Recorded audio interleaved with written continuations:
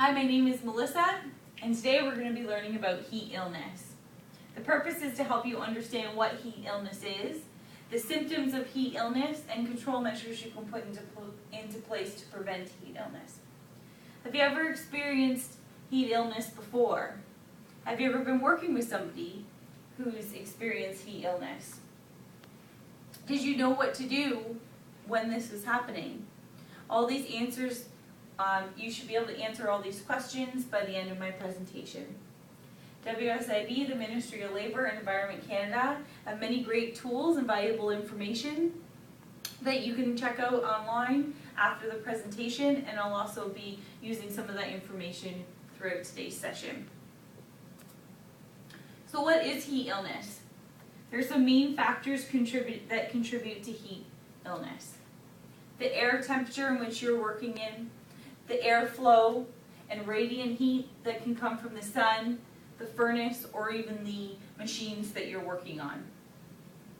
Also body heat. Body heat naturally maintains a temperature between 36 and 38 degrees Celsius. When the body temperature rises above this range, the body will react and get rid of excess heat. And the body continues to gain heat faster than it can get rid of it. The body temperature rises, and then that's when you experience heat stress. Other sources of heat stress or heat illness that can contribute is activity heat, the environment heat, including the humidity, your age, your metabolism, and also if you are taking medications, that can also contribute, so you always want to consult your physician and let them know that you're working in a hot environment.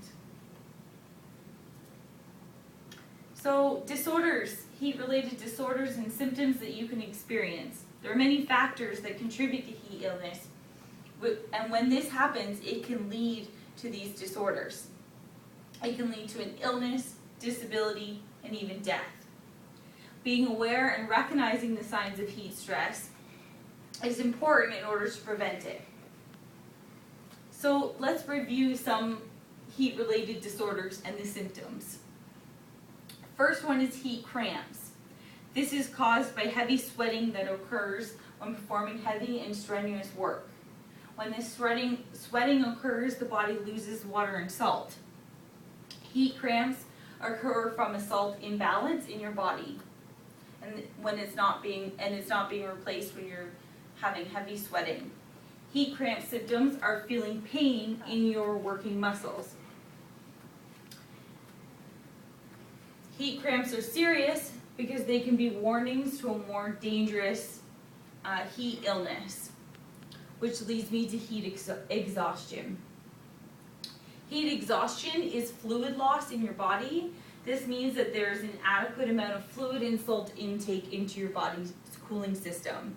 This cooling system starts to shut down, and this is when you start to feel heat exhaustion. Heat exhaustion symptoms can include heavy sweating, cool moist skin, a temperature above 38 degrees Celsius, low blood pressure, weak, or vision blurred. The last one I'm going to talk about is heat stroke, which is the most serious form of heat illness. If a person's body uses up all its water and salt reserves, it will stop sweating. This is caused by this causes the body temperature to rise. Symptoms of heat stroke include high body temperature, person's weak, confused, dizziness, hot, dry, red skin, fast pulse, and in the later stages they may even pass out and faint. All of these can be reduced by lower activity levels and lower heat exposure, as well as drinking lots of fluids. If employees start to experience any of these heat illnesses, they should seek medical attention immediately, and if you're experiencing heat stroke, you should always call an ambulance. In order to reduce the risk of suffering from heat illness, control measures must be put in place and need to be taken. Let's talk a little bit about these control measures and what we can do to prevent heat illness. The first one, and the most effective, is engineering controls. This includes providing better airflow and air conditioning in your work environment if possible. It also means you could have fans in your work environment, so you can talk to your supervisor and see if there's fans available to put by you. You can also have mechanical devices, if available, to reduce the amount of physical work. And also you can take your breaks in a cool, shaded area. If these have been put into place or are not possible, the next thing we want to look at is personal protective controls. You want to make sure that you're wearing light clothing that allows for evaporation.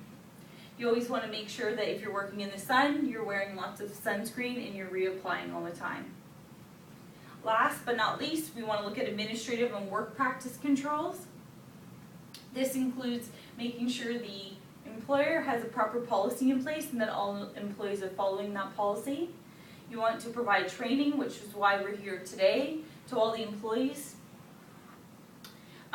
You can also allow the body to acclimatize, which means that it gets used to that heat temperature that you're working in.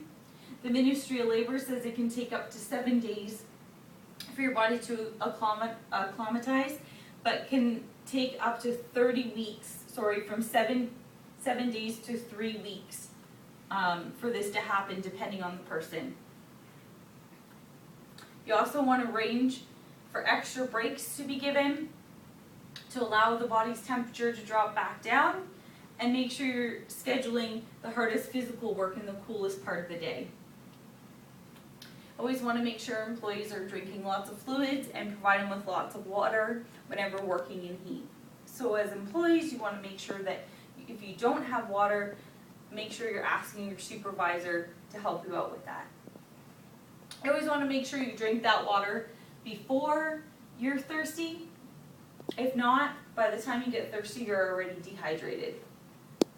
There are many resources available to learn about heat stress and manage workplace heat.